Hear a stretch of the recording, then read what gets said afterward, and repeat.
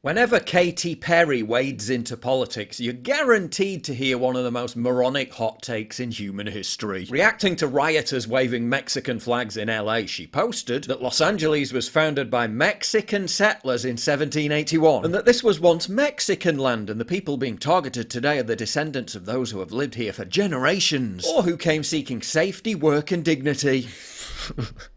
It's just not true, is it? Mexico didn't even exist in 1781. The Mexican settlers were in fact Spanish colonizers who took the land from the indigenous Tongva tribe under the auspices of the Spanish Empire, which is why they all speak Spanish, led by Felipe de Nava, who founded Los Angeles, who was born in Spain and looked like this. What Katy Perry thinks the founders of Los Angeles looked like, what they actually looked like. It didn't even become Mexico until decades later, when Mexico won independence from Spain. It was legally part of Mexico for less than 30 years. Then became part of America when the Treaty of Guadalupe Hidalgo was signed in 1848, because, you know, Mexico lost a war to America, and it's been part of America for the last 177 years. There's no indigenous Mexican claim to Los Angeles, and it's historically illiterate and downright stupid to say so. Doesn't stop them from all believing it, though. This is not just an America's soil. No, this is indigenous soil. This is everybody's soil. We were here first. Our ancestors were here first. Why should we have to leave? Although you could argue, just like Spain did nearly 250 years ago, Mexicans are now trying to colonize California. But despite all the flag waving and their passionate professed love of their homeland, they certainly seem to prefer LA to Mexico. So I'm Mexican first. So deportation's not so bad. It's not so bad. We just go on vacation. 1 week, we'll be back. Vivimos en este país y queremos estar en este país y más aún, vamos a seguir en este país. All the Latin countries are amazing. All the Latin countries are amazing? Yeah. So then why do they want to be here then? Well, no, deportation means you stay there for good, you don't come back. I don't think that happens. I'll be right back. You'd think people would be more wary of taking lectures on political history from a woman who flounced around in low Earth orbit, doing this for a grand total of about 11 minutes. Okay. And then claimed it made her an astronaut. It is the highest high. But when it comes to responding to news events with brainlet hot takes, Perry's got previous. After an Islamist suicide bomber blew himself up at the Manchester Arena, having exploited open borders by coming to the UK from Libya as an asylum seeker, Perry reacted by calling for more open borders. The greatest thing we can do is just unite and love on each other, and like no barriers, no borders. Like we all need to just coexist. She made this impassioned plea for open borders while living inside a $15 million Montecito mansion, supposedly on stolen land that belongs to Mexico, protected by an army of security in a secluded location within a gated community. No borders. Borders for me, but not for thee. Ever feel you're stuck in a bad habit you don't even think about? Maybe it's something you reach for during stressful moments, while hanging out with friends or just out of boredom. I've been there. That's why I was excited to try Fume, the award-winning flavoured air device. And honestly, it's been a game changer. Fume, the sponsor of today's video, isn't another e-cig, vape or nicotine product. It's something totally different. A simple, satisfying way to replace bad habits without inhaling anything harmful. No smoke, no vape and no nicotine. Just natural flavoured air that gives you something to reach for without the chemicals. Sometimes breaking a bad habit isn't just about willpower. It's about having something better to reach for instead. Fume gives you that alternative. Fume has a magnetic fidget-friendly design that keeps your hands busy and your mind engaged. No cables, nothing to charge, and you can use it anywhere. And all at a fraction of the cost of smoking or vaping. The flavours are also really good. I'm still loving that spearmint ice.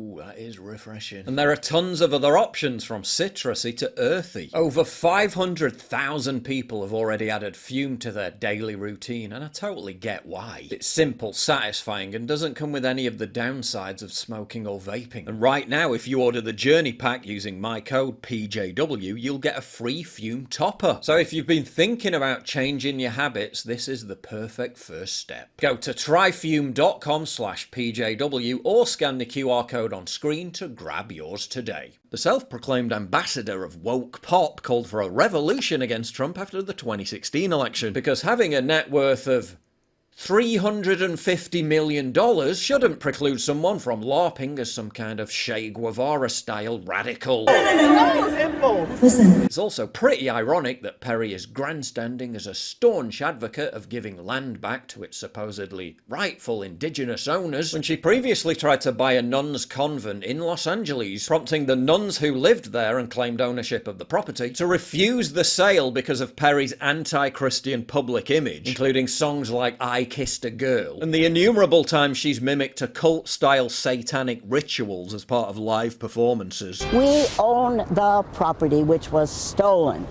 and I'm sorry, but I just can't sit back and let that happen. Pulling no punches, sisters Rita Callanan and Catherine Rose Holzman speaking out for the first time since an LA County judge ruled against them, clearing the way for the Los Angeles Archdiocese to sell their Los Feliz convent to singer Katy Perry. At the height of a bitter and lengthy legal battle, after being forced to pay millions to Perry's lawyers, Sister Catherine Rose Holzman suddenly collapsed and died during a court appearance. Hours before her death, the sister pleaded directly to Katy Perry, "Please stop, it's not doing anyone any good except hurting a lot of people." According to Sister Rita Callanan, Holzman's best friend Perry had blood on her hands. You have stolen the property of the Sisters of the Immaculate Heart. Remember that the next time Katie tries to lecture you about stolen land. But there's more. That $15 mansion I mentioned earlier. In 2023, a judge sided with Perry in ousting a disabled veteran from the home. The vet tried to back out of the sale after claiming he initially agreed to it while suffering from degenerative brain disease and symptoms of dementia. Not only did Perry get the house, and she could have left it there, but then decided to pile on the misery by suing the bedbound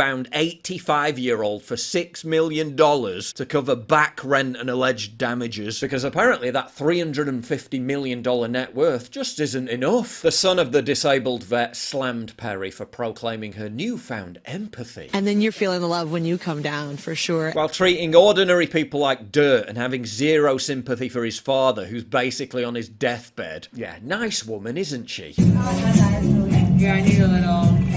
Some might argue that Perry has a history of colonising property from its rightful indigenous owners, but that won't stop her from lecturing you about America supposedly colonising property from its rightful indigenous owners.